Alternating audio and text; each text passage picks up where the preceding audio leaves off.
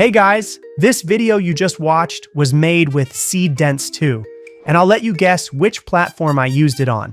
To help you out, I'll give you some hints. It's a green platform, it has incredibly cheap prices for video and image generation, and it's currently 30% off every generation with Seedance right now. If you get it wrong, our friend here is gonna miss the trick one more time. Oh my God! Don't get it wrong, man, please! The time is on the screen. No pressure. Take your time. Oh my God, dude, just get it right already! I talk about this platform literally in every single video on this channel. Are you really gonna let him do a wipeout because of you? Answer me! Come on!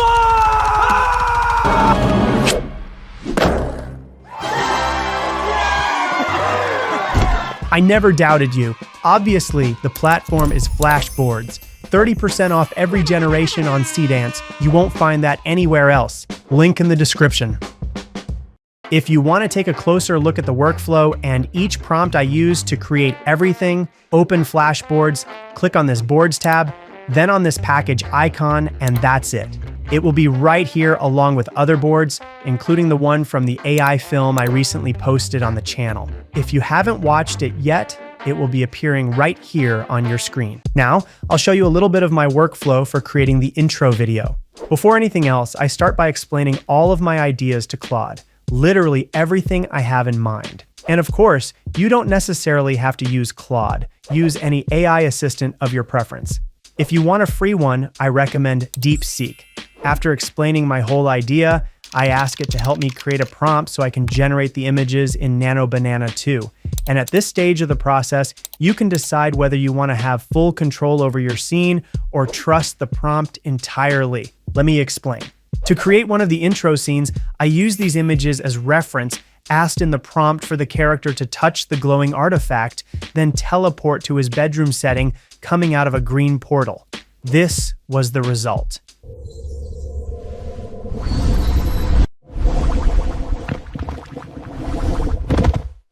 Hilarious. I simply came out of the portal looking like a Beyblade, a mysterious hand appeared at the beginning of the scene, and it didn't add the pants and shoes I asked for in the prompt.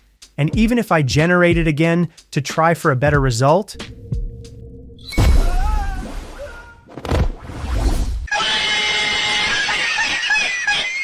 this kind of situation is very common when you rely on the prompt alone. Even though I used these images as references, none of them show the pants, the sneakers, or even the green portal. So until you manage to reach an interesting result, it can cost you a lot of credits. Now let's see how it looks by adding one more reference image, showing exactly what I want the portal, his pants, and his sneakers to look like.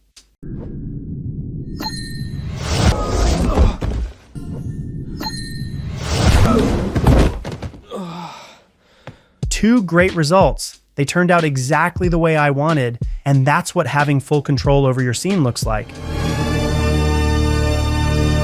In many cases, using just one reference image along with the prompt will work really well. But if you want to create a more complex video with many different scenes, without risking having to generate a lot of videos before reaching the desired result, remember full scene control. You'll thank me later. That was just a brief overview of my workflow. But now I'm going to show you in practice how to create a promotional motion design video from scratch, and of course, mixing different styles. Let's go.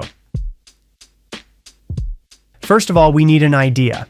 I can ask Claude for promotional video ideas, or I can already tell it what I have in mind so it can help me structure everything. Oh shit, here we go again. Let's create the following idea. My character will be on a sunny beach holding a refreshing FlashBoards drink. Both he and the drink will have a 3D style. Every time he takes a sip, he and the scenery will quickly teleport to a cold setting with a snowstorm, completely changing the animation style. After he removes the drink from his mouth, everything goes back to normal. The main idea of the video is to convey the feeling that the drink is so refreshing that when he takes a sip, he is automatically teleported to a completely frozen place. These are the images we'll be using as reference. To create them, I used Nano Banana 2 within FlashBoards. I created one image for each style: 3D, low poly, claymation, and 2D. This will be enough to prevent Seedance from creating anything different from what I actually want.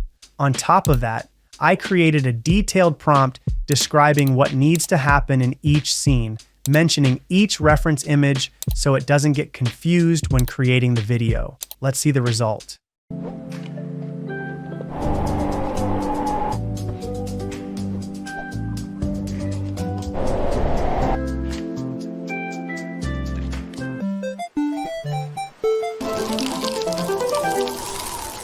Wow, great result. Seedance followed really well what I asked for in the prompt, and each image I attached as reference.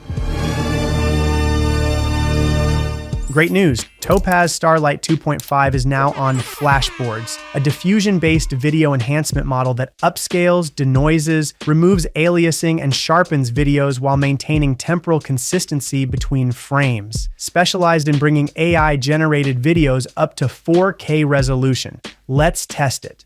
I'll use this video as a reference. In the options, I'll change from 1080p to 4K and switch from low to high. If you want a lighter and more subtle enhancement on your video, select the low option. If you want a slightly deeper enhancement, select middle. And if you want an even deeper enhancement, select high. The higher the level, the more changes can happen in your video, including changes you might not want. So think carefully about what your goal is with the upscale, and then select the option that makes the most sense for you. To perform the upscale, a prompt isn't required, so don't be surprised when you see this tab locked. Let's see the result.